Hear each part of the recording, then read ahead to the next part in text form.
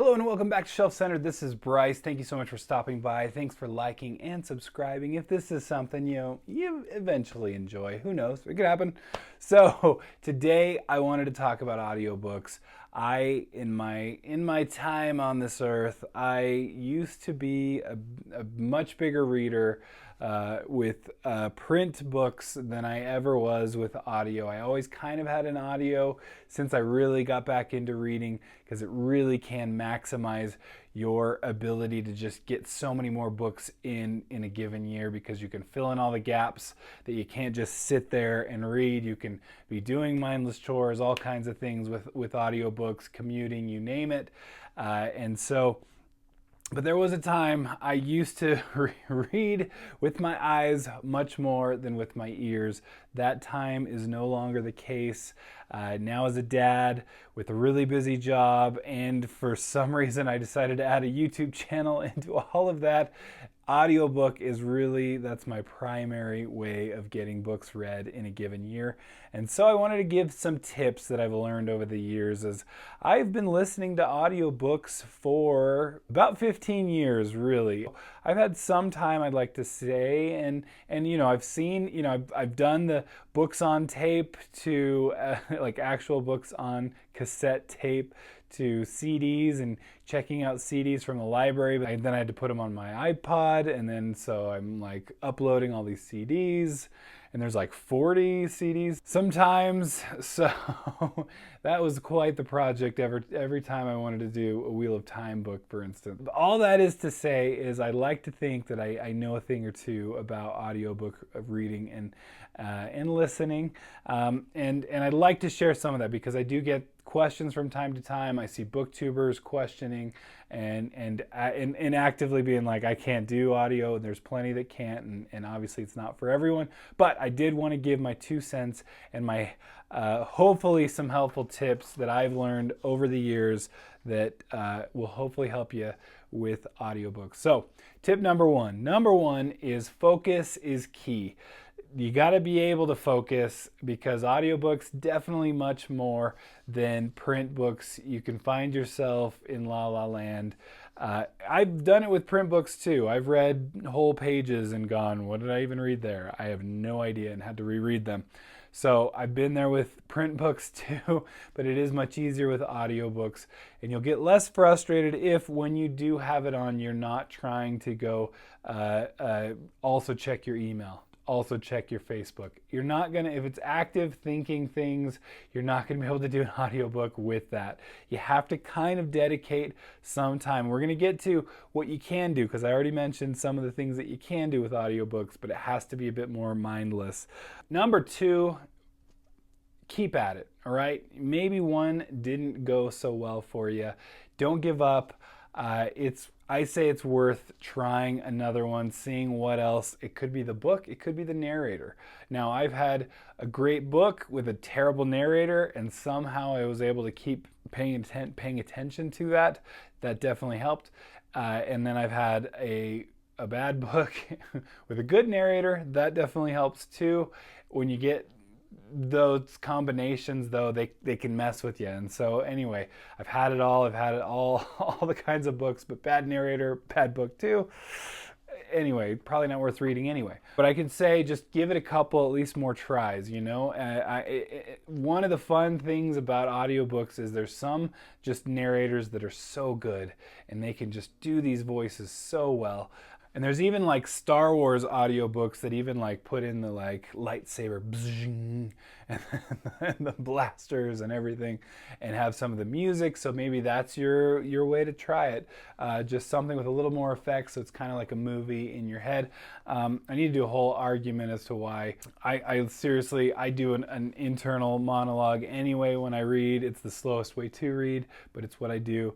And so I just see an audiobook as just an extension of that, but somebody else doing the voices. But I just, maybe you didn't get the right one, so try it again, and maybe again even after that, because it's a delicate thing. You'll have your favorite your favorite narrators. For instance, Michael Kramer and Kate Redding. I have heard some people actually don't like them. I absolutely adore them. I think they're both just so good. There's so many more. Luke Daniels, Kevin Parsoneau. like I could keep going. There are just so many good ones. But especially if you're starting out and trying to get this audiobook thing going, you're going to want a good narrator with a good book. You got to have both of those too.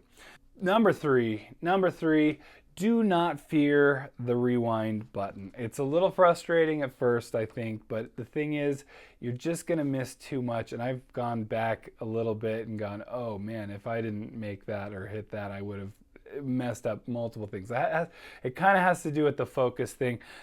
Even on Audible, you can change there's usually like a quick rewind instead of having to take your finger and move it along and scrub. You can actually just do a quick either 30 seconds or 15 seconds. I recommend the 15 seconds. You can always hit it twice if you need to, or more times. I've done that.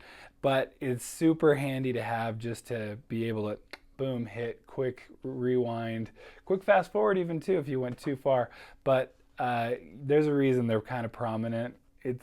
They're handy, and I highly recommend using them. But also kind of just trust the process to a degree too. But don't be afraid to rewind. It's okay. Number 4, this is one that's very handy with audiobooks, is that you can move the narrator speed. I'm convinced that audiobook narrators purposely slow down the way they read it so they don't have to go back and re-record things and everything. Sorry, that went way too long on that. But they will do that because they know everybody's gonna be going up a little, like, pretty, whatever degree, but slightly at least faster than what they've even read it as. I cannot even stand just normal reading speeds at this point. It makes me crazy because of that whole theory. I go right at least to 1.25. 1.5 is really my most comfortable. 1.75 if I'm feeling fine, and it just depends on the narrator too and how slow they're kind of moving. And then 2.0 really is reserved for me for like rereads. If I've already read it, then I'm not too concerned, and I'm going to be able to blaze through that a little faster. Don't do that at first, I would say. Keep with it. Maybe a slow, like a 1.25. Just go a little faster, because it is, they can read them pretty slowly sometimes, I have to admit, and so it's worth kind of finding your right speed, but then be willing to go faster when you're kind of ready for it. Number 5, this is probably the biggest for me. So number 5 is going to be do something mindless, and I already talked about some of the things that I think a lot of people that audiobooks are just known for. Commuting, they're great for a commute. They're great for your chores around the house, mopping, vacuuming. Vacuuming not as good because of that, whole sound thing. But dusting, whatever, cleaning the bathroom, you name it. Doing the lawn care, obviously, that's always a good one. Again, not recommended if you're doing, if you're mowing or something, but there's all kinds of other things, or gardening or whatever. Any kind of mindless task. My favorite, honestly, is, and this is just such a this day and age thing, is I love playing just like some stupid mindless game, Tetris, or just some silly thing that you can get, whatever kind of puzzle game or anything, something that you're not too taxed, and that will just let you just be involved with the audiobook. You can even go the next step of audiobooks while reading the actual book. That's pretty focused, laser focus right there, if you have that time. And I know, again, not always is audiobook reading for just your kind of time to be able to sit down and actually not pay attention to anything else. Usually audiobooks are for the times when you're doing other things. So anyway, but it's just as mindless as you can go. Something that you do pretty regularly, that you have a habit in. That's really where audiobooks shine for me. And the best ones are ones where I'm commuting, and I'm doing my normal commute, I'm in the zone, and then it helps me too just stay off my phone in general. And then I get to where I'm at, and then the best audiobooks are the ones where I wait a little bit longer to go in, if I can, push in the time to kind of actually go into the office or whatever, or go home, or walk into my home, because it's just so good, you can't stop. And so anyway, that's just, there's a sweet spot, and there's multiple books I can recommend that do that so well, and that I just could not stop. And so I need another video on that too. All right, and number 6, this is one that's more of just a frustration with audiobook listening, but just be aware of the pause button in my AirPods. You can just kind of click and then you get the pause. That's the problem with audiobooks, is that people often just assume you're listening to music, and that is the music you can keep just going on, right? Unless there's that sweet solo you got to listen to again. But with an audiobook, you definitely have to stop, and that is the drawback of it. But just be aware, be ready for it. People will interrupt you, or whatever, life will interrupt you. And just be, again, willing. I tend to, when I start an audiobook, back up for the day or whatever the time that I have to listen to it. I tend to go back at least 15 seconds just to kind of, almost like that, rereading that last paragraph to kind of see or remember where you're at anyway. Definitely handy. Again, liberal use of the rewind button. That's the best.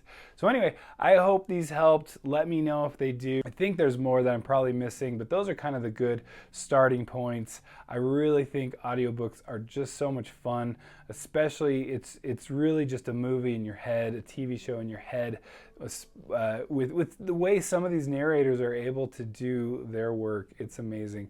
And so I cannot recommend it enough. You really maximize getting to stories, right? Getting to more and more stories. Now, you're going to be terrible at spelling everything, but you might be okay at pronouncing things. So if your job is to communicate online, you might have to look up a lot of things.